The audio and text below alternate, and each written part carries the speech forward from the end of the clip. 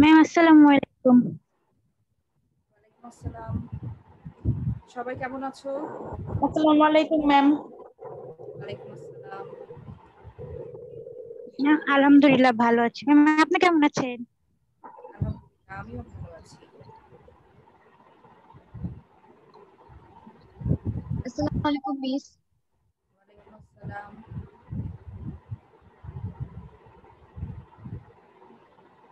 আসসালামু আলাইকুম ম্যাম। ওয়ালাইকুম আসসালাম। মিস আসসালামু আলাইকুম। ওয়ালাইকুম আসসালাম। আচ্ছা মেয়েরা, আশা করি তোমরা সবাই ভালো আছো। তো আমাদের বাংলা নিয়ে কিছু কথা বলা দরকার। এখন তোমরা তো ইনশাআল্লাহ পরীক্ষার্থী এবছর। তো আমরা সিলেবাস শেষ করেছি, সিলেবাস রিভিশনও দেওয়া হচ্ছে বারবার। আমরা গত এখানে কেউ টেক্সট করছো? চ্যাটিং এ এখন কারো কিছু লেখার দরকার নেই।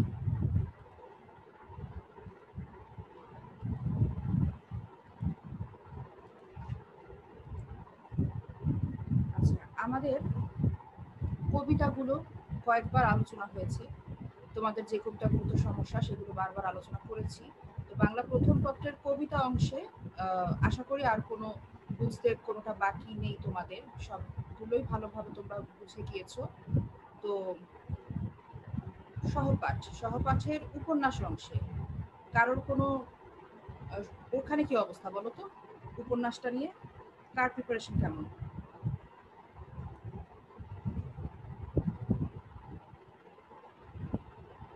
উপন্যাস নিয়ে কারো কোনো সমস্যা আছে?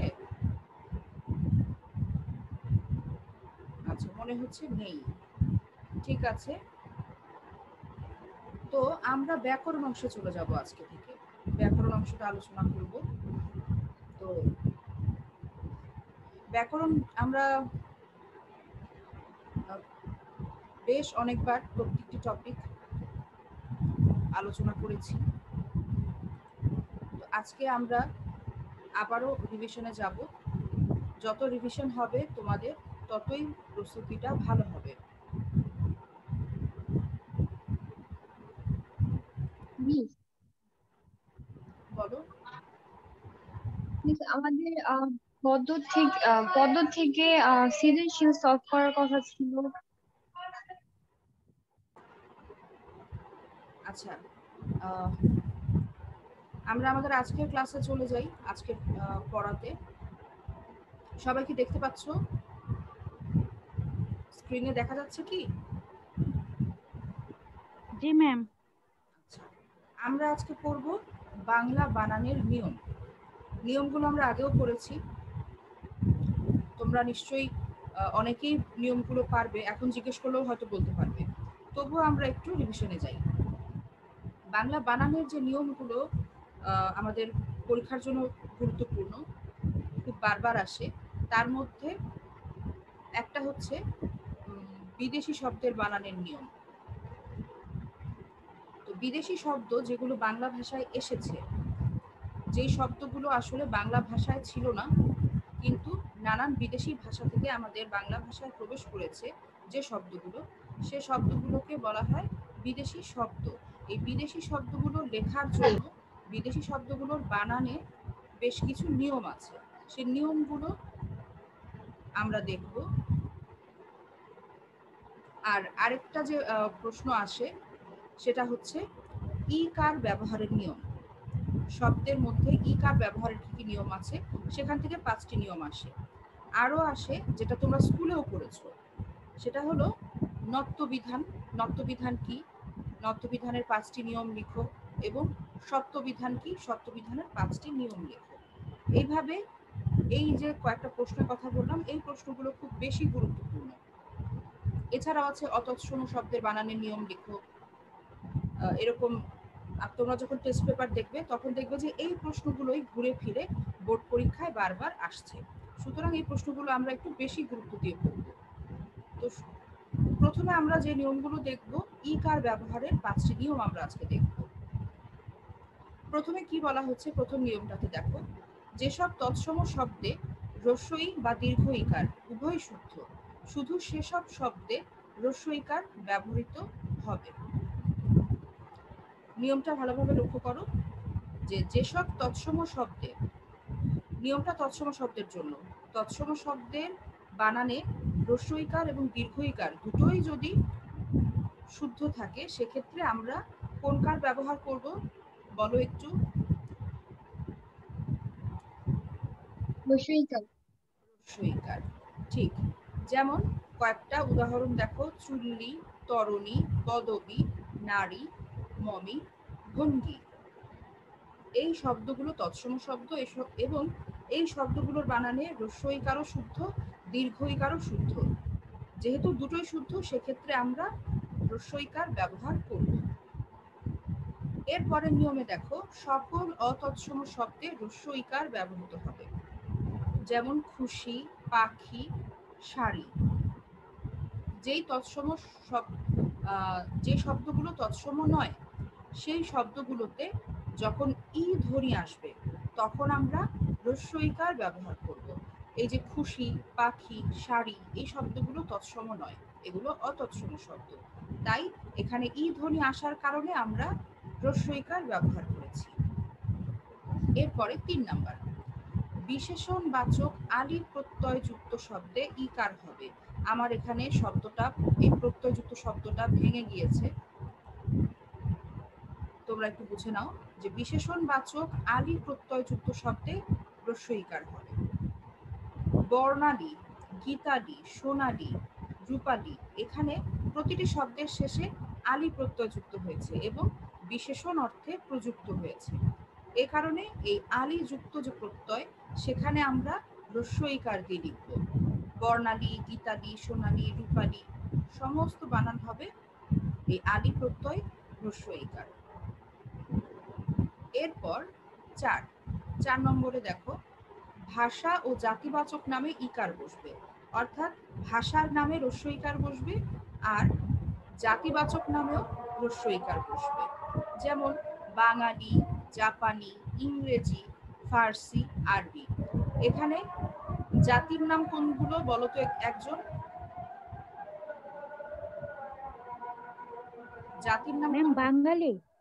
বাঙালি, হ্যাঁ বাঙালি একটি জাতির নাম। জাপানি, জাপানিটা ভাষার নাম, জাপানিও হয়। জাপানি জাতির নাম। আচ্ছা, তারপরে ইংরেজি, ফার্সি, আরবি এগুলো ভাষার নাম। তো জাতিবাচক এবং ভাষার নাম দুটো ক্ষেত্রে আমরা হ্রস্বইকার বসাই। এরপরে পদাশ্রিত নির্দেশক হলে হ্রস্বইকার বসবে। পদাশ্রিত নির্দেশক কোনগুলো? এই যে টি, টি, টা, খানা, খানি এগুলো হচ্ছে পদাশ্রিত নির্দেশক। এখানে দেখো টি যুক্ত হয়েছে শব্দগুলোর সাথে, ছেলেটি, কলমটি, বিড়ালটি, পুতুলটি, প্রতিটিতে যুক্ত হয়েছে টি। টি একটি পদাশ্রিত নির্দেশক, এই কারণে এখানে হ্রস্বইকার বসবে। তোমরা বলো, এই যে 5টি বানান আমরা এই মাত্র দেখলাম, বানানগুলো সহজ কিনা? বানানের নিয়মগুলো আমরা সবাই বুঝতে পেরেছি কিনা? সবাই কি বানানগুলো বুঝতে পেরেছি, বানানের নিয়মগুলো? জি ম্যাম। আমি আবার বোঝাবো, কারণ এই নিয়মগুলো খুব গুরুত্বপূর্ণ। তোমরা যেটাই উত্তর করো না কেন পরীক্ষার সময়, তোমরা তো জানো যে প্রথম প্রশ্নটি থাকবে বানানের নিয়মের উপর, কোনো একটি নিয়ম রচনামূলক প্রশ্নের মতো লিখতে হবে। এর অথবায় থাকবে বানান শুদ্ধ করে লেখা। তোমরা যদি প্রথম প্রশ্নটি উত্তর করতে চাও সেক্ষেত্রে তো এই নিয়মগুলো তোমাদের খুব ভালোভাবে উদাহরণ সহ শিখতে হবে। আর দ্বিতীয় প্রশ্নের উত্তরটা যদি দিতে চাও, অথবা যেটা থাকে শুদ্ধ করে বানানটা লেখা, বানান অশুদ্ধ দেয়া থাকে তোমরা শুদ্ধ করে লিখবে, সেই ক্ষেত্রেও তোমাদের নিয়ম জানতেই হবে। নিয়ম যদি না জানো তোমরা শুদ্ধ করে লিখতে পারবে না। এই কারণে এই ব্যাকরণের এই প্রশ্নগুলো খুব গুরুত্বপূর্ণ আমাদের জন্য। সঠিকভাবে লিখতে পারলেই পূর্ণ নম্বর পাওয়া যায়। তুমি 5টি বানান শুদ্ধ করে লিখবে, 5-এ 5। 5টি নিয়ম শুদ্ধ করে লিখবে, উদাহরণ শুদ্ধ করে লিখবে, 5-এ 5। এই কারণে আমি বারবার বলছি, এই প্রশ্নটা যেটুকু আমরা করলাম সবাই কি বুঝতে পেরেছো? জি ম্যাম। জি মিস। গুড। এরপরে আমরা অন্য একটি নিয়মে যাচ্ছি।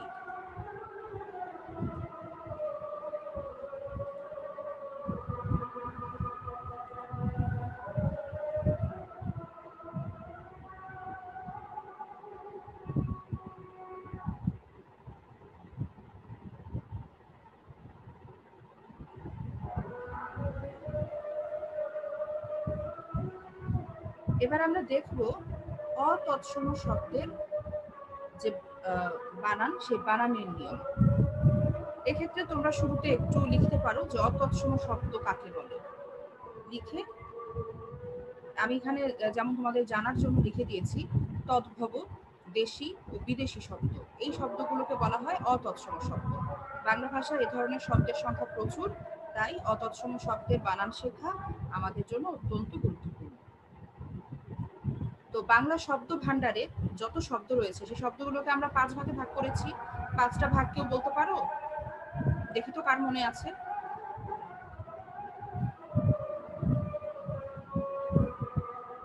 কারোর মনে নেই? আচ্ছা, আমি মনে করিয়ে দিই। প্রথমে আছে তৎসম শব্দ, তৎসম বা সংস্কৃত শব্দ।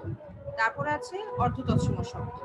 3 নম্বরে আছে তদ্ভব শব্দ, 4 নম্বরে দেশি শব্দ, 5 নম্বরে বিদেশি শব্দ। 5 নম্বরে যে বিদেশি শব্দ আছে সেগুলোর বানান আমরা একটু আগে দেখলাম। আর এখন আমরা দেখব অতৎসম শব্দ। তৎসম এবং সংস্কৃত এবং হ্যাঁ, তৎসম আর সংস্কৃত একই। তৎসম শব্দ এবং অর্ধ তৎসম শব্দ, এই দুটো শ্রেণী বাদে যে বাকি 3টা রয়েছে, অর্থাৎ তদ্ভব শব্দ, দেশি শব্দ, বিদেশি শব্দ, এই 3 প্রকারের শব্দগুলোকে বলা হয় অতৎসম শব্দ। অতৎসম শব্দ কোনগুলো সেগুলো আগে ধারণাটা পরিষ্কার করতে হবে। বলে দিলাম যে অতৎসম শব্দ কোনগুলো। এখন আমরা নিয়মে যাই। 1 নম্বর, সকল অতৎসম শব্দ অর্থাৎ তদ্ভব, দেশি ও বিদেশি শব্দের এবং মিশ্র শব্দের বানানে। মিশ্র শব্দ কোনগুলো? যে দুটো শব্দ যদি একসাথে সংযুক্ত হয়ে নতুন শব্দ গঠন করে, সেটা হচ্ছে মিশ্র শব্দ। সেখানে দুটো বিদেশি শব্দও থাকতে পারে, যেমন বেহায়া। আমরা কথায় কথায় এই শব্দটা বলে থাকি, এটা এই শব্দটার সাথে আমরা পরিচিত। বেহায়া, এখানে বে তার সাথে যুক্ত হচ্ছে হায়া, দুটোই বিদেশি শব্দ। এইগুলোকে আমরা মিশ্র শব্দ বলবো। তারপর ফুল হাতা, ফুল হচ্ছে ইংরেজি, তারপর হেড পণ্ডিত, এই যে শব্দগুলো এগুলো হচ্ছে মিশ্র শব্দ। তো তদ্ভব, দেশি, বিদেশি এবং মিশ্র শব্দের বানানে কেবল রস্যই এবং রস্যই ব্যবহৃত হবে, এবং যদি কার হিসেবে বসে তখন রস্যইকার এবং রস্যৌকার হিসেবে ব্যবহৃত হবে। এমনকি স্ত্রীবাচক ও জাতিবাচক ইত্যাদি শব্দের ক্ষেত্রেও একই নিয়ম প্রযোজ্য হবে। যেমন দেখো, গাড়ি, গাড়ি একটি অতৎসম শব্দ, তাই রস্যইকার ব্যবহৃত হয়েছে, যেহেতু কার হিসেবে বসবে তাই রস্যইকার। বাঙালি, বাঙালি জাতির নাম, রস্যইকার হবে। টুপি, এটাও একটা অতৎসম শব্দ, তাই এখানে রস্যইকার ব্যবহৃত হয়েছে। 1 নম্বরের নিয়মটা একটু দীর্ঘ কিন্তু সহজ। 1 নম্বর নিয়মটা বোঝা গেছে সবার? সবাই বুঝেছো?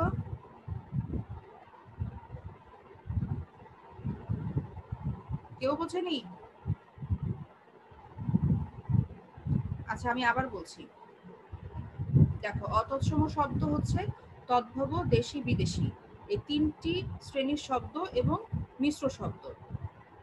এই মিশ্র শব্দগুলোর বানানে রস্যই এবং রস্যৌ বসবে, এবং যদি কার হিসেবে বসে তখনও রস্যইকার এবং রস্যৌকার এইভাবে ব্যবহৃত হবে। এই যে গাড়ি, গাড়ি এবং টুপি, এই দুটো হচ্ছে অতৎসম শব্দ, তাই এখানে রস্যইকার ব্যবহৃত হয়েছে।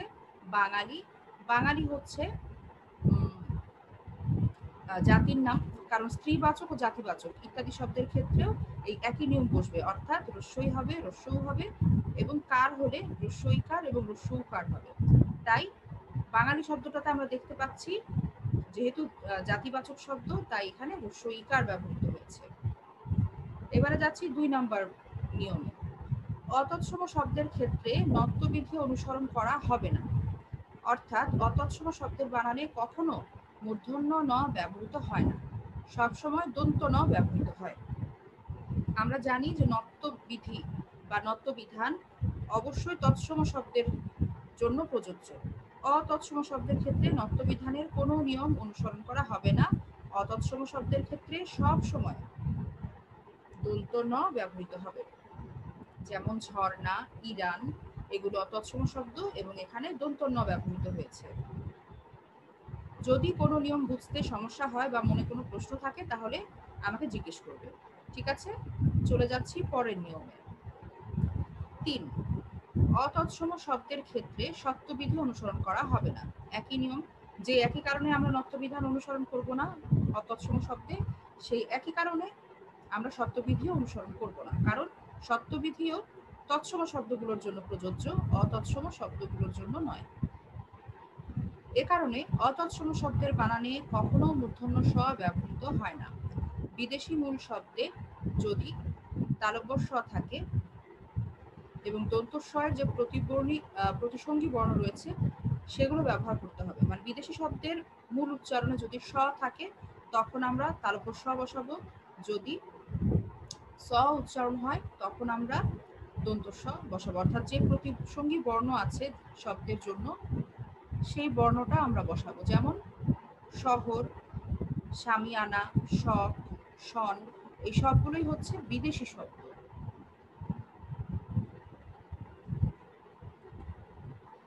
হ্যাঁ, এই বিদেশি শব্দগুলোতে আমরা তালব্য স এবং দন্ত স বসাবো, কখনোই মূর্ধন্য স ব্যবহার করব না।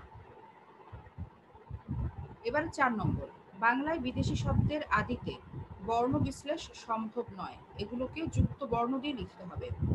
বাংলায় যে বিদেশি শব্দগুলো এসেছে সেই শব্দগুলোর শুরুতে যদি মানে এটাকে কি বলে, ধ্বনি একসাথে যদি উচ্চারণ হয়, যদি মাঝখানে কোনো স্বরধ্বনি না থাকে, সেই ক্ষেত্রে ওগুলোকে বিশ্লেষণ করে লেখা সম্ভব নয়, আলাদা আলাদা ভেঙে ভেঙে লেখা সম্ভব নয়, আমাদেরকে সেগুলো যুক্ত বর্ণ দিয়ে লিখতে হবে। যেমন স্টেশন, এখানে স ট, মাঝখানে কোনো স্বরধ্বনি নেই। ইংরেজিতেও বানানটা লক্ষ্য করো, ST, কোনো ভাওয়েল নেই। এই কারণে এগুলোকে অবশ্যই যুক্ত বর্ণ হিসেবে লিখতে হবে। আমরা উচ্চারণও যেমন একসাথে করব, স্টেশন স ট একসাথে, সেই রকমই লিখবো আমরা স ট যুক্ত বর্ণ দিয়ে। স্টেশন, স্ট্রিট, স্প্রিং, এগুলো সবই এই নিয়মের উদাহরণ। 4 নম্বর নিয়মটা বুঝেছি সবাই? না বুঝলে জি মিস। আচ্ছা, না বুঝলে বলবে। ঠিক আছে, আমরা এখন 5 নম্বরে যাচ্ছি। ইংরেজি ও ইংরেজির মাধ্যমে আগত বিদেশি শব্দগুলোর এস ধ্বনির জন্য আমরা লিখব দন্ত স, এবং যে শব্দগুলোতে SH থাকবে বা SION থাকবে, SSION থাকবে এবং TION থাকবে, সেই ক্ষেত্রে আমরা বাংলায় লেখার জন্য তালব্য স ব্যবহার করব। যেমন দেখো, স্কুল, এখানে কি এসেছে? ইংরেজি এস আছে, তাই আমরা তার জন্য দন্ত স ব্যবহার করেছি, স্কুল। আবার যদি SH থাকে তখন আমরা কি লিখব? তখন আমরা তালব্য স লিখব। যেমন শ্যাম্পু, শ্যাম্পু বানানে SH আছে, SHAMPOO, শ্যাম্পু, এই SH এর জন্য আমরা তালব্য স ব্যবহার করব। আবার TION যদি থাকে তখন আমরা তালব্য স ব্যবহার করব। যেমন টিউশন, টিউশন শব্দটার বানান কি? TUTION, tuition. দেখো আমরা লিখেছি তালব্য স দিয়ে। অর্থাৎ যদি এস থাকে সেই ক্ষেত্রে দন্ত স হবে, এছাড়া বাকিগুলোর ক্ষেত্রে তালব্য স হবে। বাকিগুলো কি কি? SH, SION, SSION, TION। এই বর্ণগুচ্ছর জন্য আমরা তালব্য স দিয়ে ওই বর্ণগুচ্ছটি আমরা লিখব। আমরা এই পর্যন্ত সবাই বুঝেছি 5টি নিয়ম অতৎসম শব্দের জন্য? জি মিস।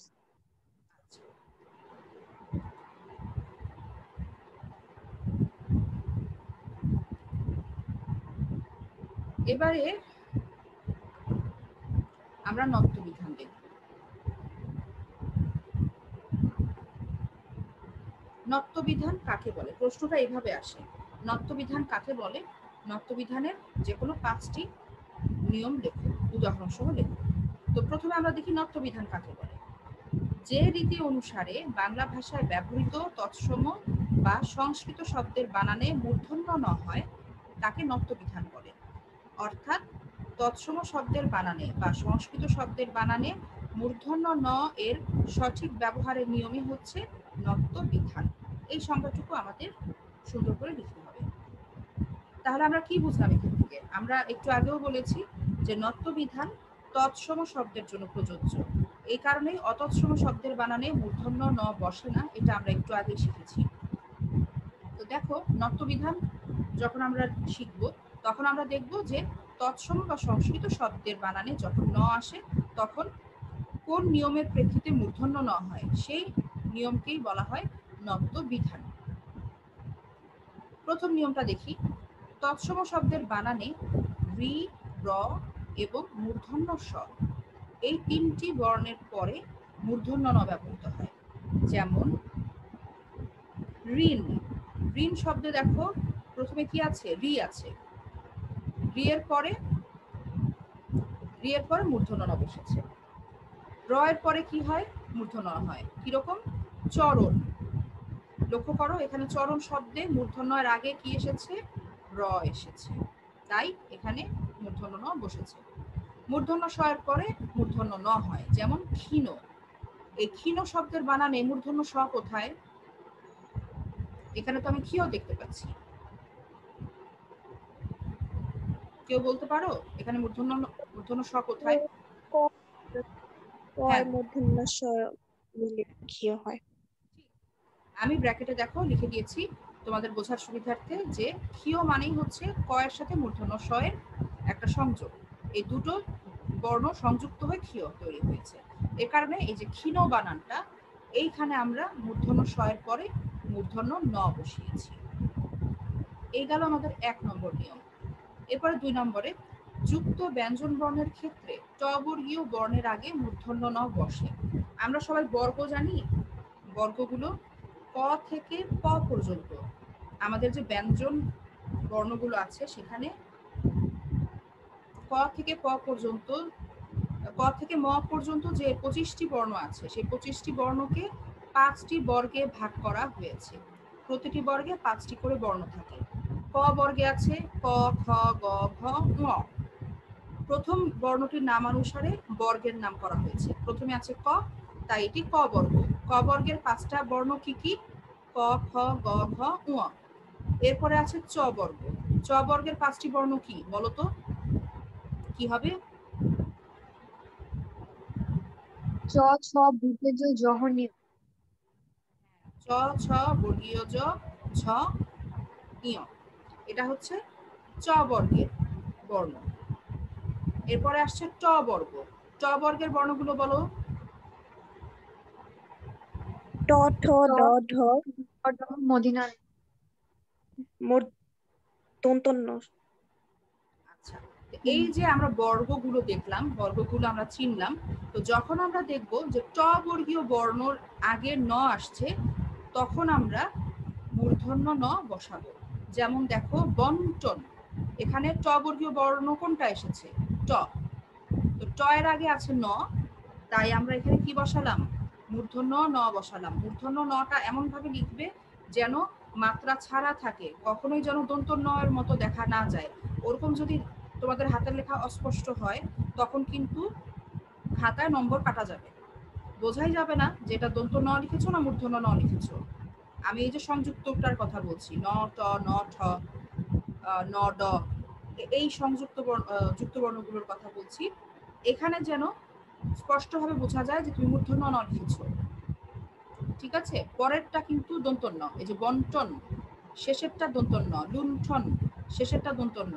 ওগুলো দন্তন্যই হবে, কিন্তু ট বর্গের সাথে যে ন গুলো আসবে, যে মূর্ধন্য ন গুলো আসবে, সেগুলোকে অবশ্যই মূর্ধন্য ন যেন বোঝা যায় সেভাবে লিখতে হবে। দেখো এখন বন্টন, এখানে ট এর আগে এসেছে ন, তাই মূর্ধন্য ন হয়েছে।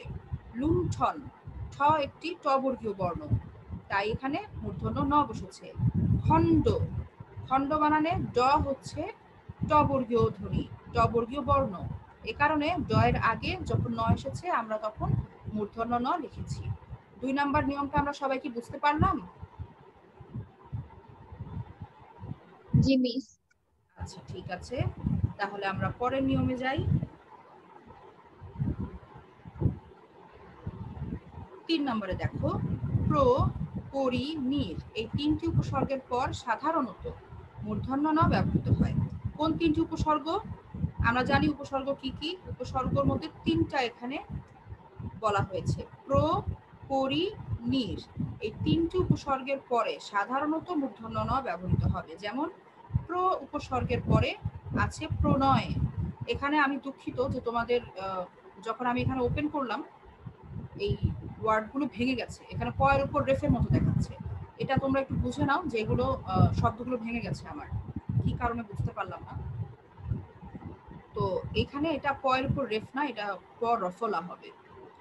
তো প্র উপসর্গের পরে যদি ন আসে তখন মূর্ধন্য ন, যেমন প্রণয়। পরি উপসর্গের পর যদি মূর্ধন্য আসে তখন এরকম একটা উদাহরণ হচ্ছে পরিণয়। নীর উপসর্গের পর মূর্ধন্য বসবে, এরকম একটি উদাহরণ হচ্ছে নির্ণয়। ঠিক আছে, প্র এর পরে প্র উপসর্গের পরে মূর্ধন্য প্রণয়, পরি উপসর্গের পর মূর্ধন্য ন পরিণয়, নীর উপসর্গের পর মূর্ধন্য ন নির্ণয়। ঠিক আছে, এই হচ্ছে আমাদের 3 নম্বরের সূত্র। এরপরে 4, এখানে লক্ষ্য করো, নার, রাম, রবীন্দ্র, চন্দ্র, উত্তর ইত্যাদি শব্দের পর অয়ন বা আয়ন থাকলে তার পরের ন ধ্বনিটি মূর্ধন্য ন হয়। যেমন নারায়ণ, নারায়ণে যুক্ত হয়েছে কি বলতো, রামায়ণ। তারপরে রবীন্দ্রায়ণ, চন্দ্রায়ণ, উত্তরায়ণ। এই যে শব্দগুলো শব্দের শেষে যে যুক্ত হয়েছে আয়ন, অয়ন, এই ক্ষেত্রে আমরা বসাবো মূর্ধন্য ন। এরকম নার, রাম, রবীন্দ্র, চন্দ্র, উত্তর এইগুলো শব্দের পর যদি অয়ন বা আয়ন আসে, নারায়ণ প্রথমে কি আছে নার, তারপরে রামায়ণ প্রথমে বসেছে রাম, রবীন্দ্রায়ণ এখানে আছে রবীন্দ্র, তারপর আছে চন্দ্রায়ণ এখানে আছে চন্দ্র, উত্তরায়ণ এখানে আছে উত্তর। এই যে শব্দগুলো এগুলোর পর যুক্ত হয়েছে, কোথাও যুক্ত হয়েছে অয়ন, কোথাও যুক্ত হয়েছে আয়ন। তো যেটাই যুক্ত হোক অয়ন বা আয়ন, আমরা সেখানে মূর্ধন্য ন ব্যবহার করব। কয়টা শব্দের পরে? 5টা শব্দের পরে, নার, রাম, রবীন্দ্র, চন্দ্র, উত্তর। এই 5টা শব্দের পরে যদি অয়ন বা আয়ন আসে তখন আমরা মূর্ধন্য ন দিয়ে লিখব। নারায়ণ এখানে আছে নার, রামায়ণ এখানে আছে রাম, রবীন্দ্রায়ণ এখানে আছে রবীন্দ্র, চন্দ্রায়ণ এখানে আছে চন্দ্র, উত্তরায়ণ এখানে আছে উত্তর। এই যে 5টা শব্দের কথা আমরা সূত্রতে লিখেছি, 5টা উদাহরণও আমরা দিয়েছি এবং উদাহরণে আমরা দেখিয়েছি যে প্রত্যেকটাতে মূর্ধন্য ন কিভাবে ব্যবহৃত হয়েছে। 4 নম্বর সূত্রটা কি বুঝেছি আমরা? সবাই বুঝেছি 4 নম্বর?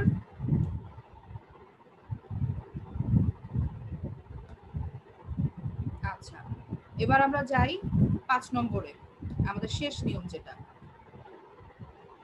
বয়শূন্য র, রি, রেফ, রিকার, রফলা এগুলোর পরের ধ্বনি যদি ক বর্গ, ক বর্গ এবং অন্তস্থ জ, অন্তস্থ অ, হ অনুস্বার থাকে তবে তারপরে মূর্ধন্য ন হবে। একটু লম্বা সূত্রটা, একটু বুঝে নাও। যদি প্রথমে র, রি, রেফ, রিকার, রফলা থাকে এবং এর পরের ধ্বনি যদি ক বর্গের ধ্বনি হয় এবং ক অথবা ক বর্গের ধ্বনি হয় কিংবা অন্তস্থ জ থাকে, অন্তস্থ অ থাকে, হ থাকে, অনুস্বার থাকে, তবে তারপরে মূর্ধন্য হবে। যেমন কৃপণ, কৃপণ শব্দটা আমি ভেঙে দেখিয়েছি, লক্ষ্য করো।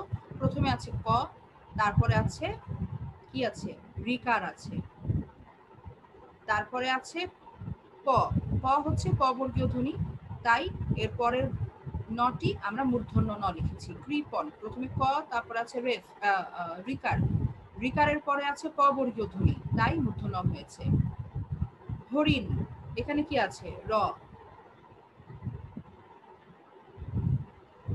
র এর পরে আমরা মূর্ধন্য ন বসিয়েছি।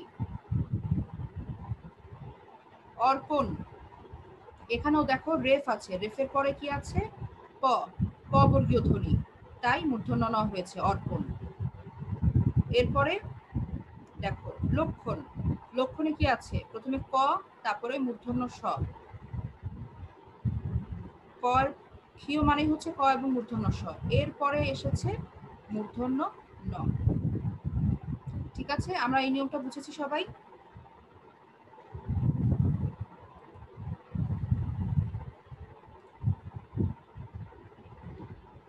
তো আমরা আজকে মোটামুটি 3টি নিয়মের সূত্র আলোচনা করতে পেরেছি।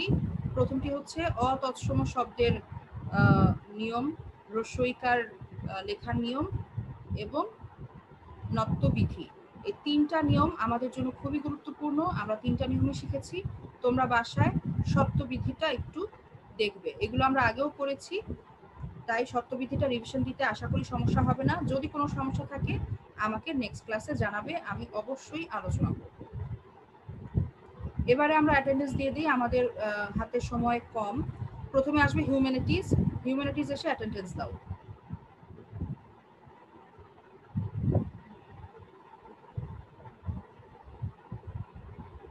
আজকের ক্লাসে যেটুকু পড়িয়েছি তার মধ্যে কারো কোনো প্রশ্ন আছে?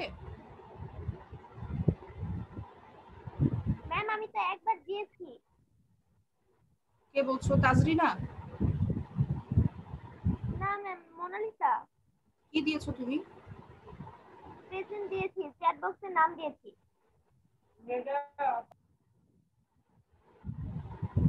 না, তোমারটা আসেনি। তুমি আবার দাও আচ্ছা ম্যাম, মোনালিসা, আবার আবার দিয়ে দাও।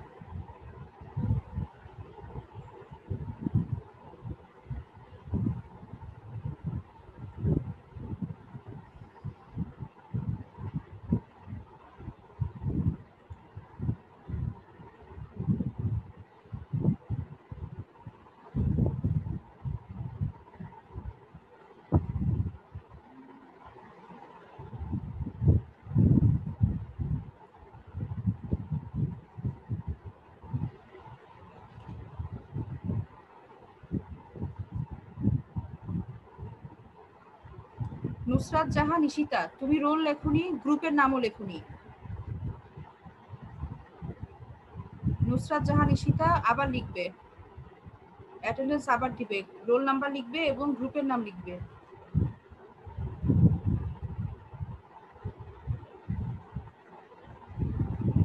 হিউম্যানিটিজ এর পরে এবার আসবে বিজনেস স্টাডিজ। বিজনেসের মেয়েরা অ্যাটেন্ডেন্স দিয়ে দাও।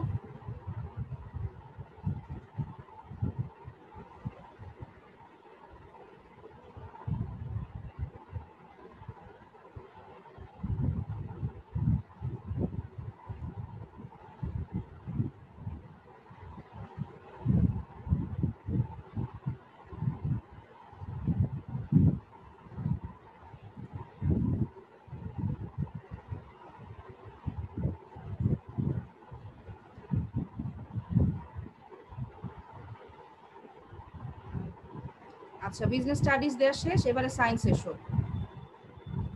সায়েন্সের মেয়েরা অ্যাটেন্ডেন্স দিয়ে দাও।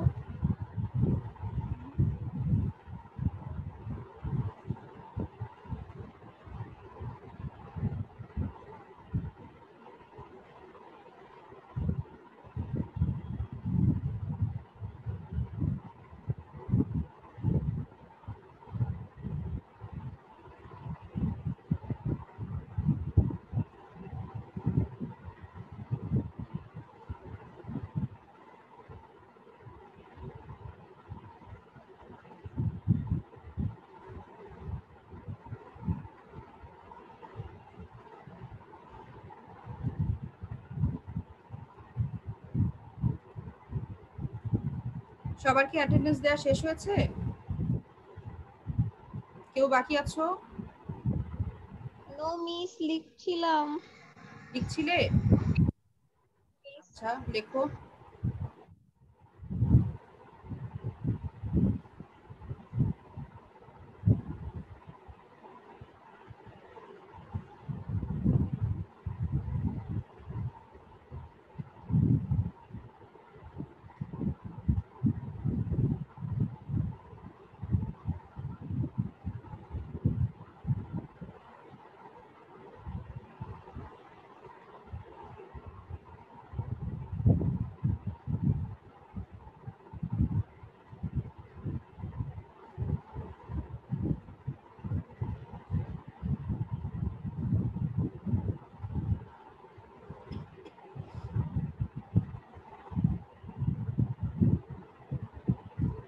আর কেউ বাকি আছো অ্যাটেন্ডেন্স দেওয়ার?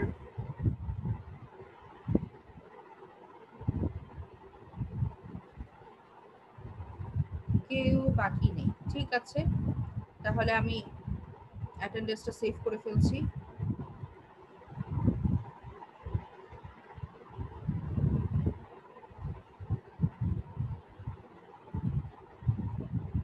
আজকের ক্লাসে কারো কোনো প্রশ্ন আছে? আমাদের সময় খুব কম।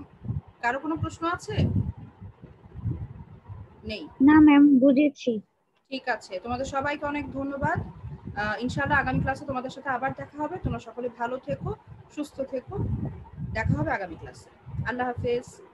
আসসালামু আলাইকুম। আল্লাহ ওয়ালাইকুম হাফেজ আসসালাম। ম্যাডাম, ম্যাম, আসসালামু আসসালামু আলাইকুম। আলাইকুম। ওয়ালাইকুম আসসালাম। ম্যাম, আসসালামু আলাইকুম। ওয়ালাইকুম আসসালাম।